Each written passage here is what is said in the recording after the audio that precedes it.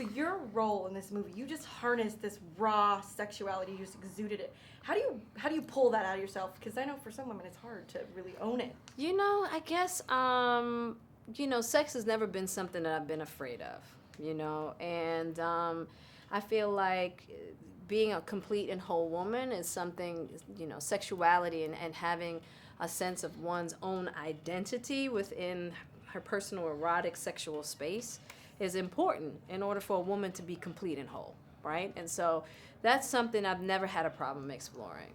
Yeah. So in this movie, I just kind of tapped into that and just let that live.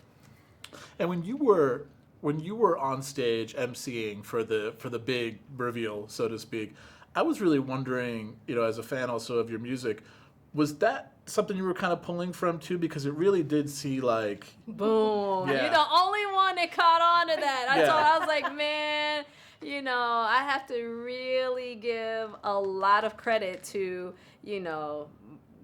metal crew because that's a hard crowd to kind of reel in, and when you do, you really have to connect to that energy, move the crowd, and when you do, you're doing something special because it's not easy. So being there with all those women and being able to connect and kind of reel them in a way, I got a lot of training through being a front person. Yeah, exactly. Absolutely. And I was also wondering too, I've rarely seen a crowd scene like that, especially where the extras are interacting So and you get a lot. authentic. Yeah. So authentic. They were so happy to be there. I mean, I wish I could take credit for all that excitement, but they knew what was coming. So they were excited, I just had to be there to just kind of guide them along. But they were happy. They were waiting like, oh, we know Joe's about to come. Yeah. And you kept stoking them. Yeah, definitely. Yeah. Definitely. Awesome. It was a great energy. It was so fun. Yeah, they were great.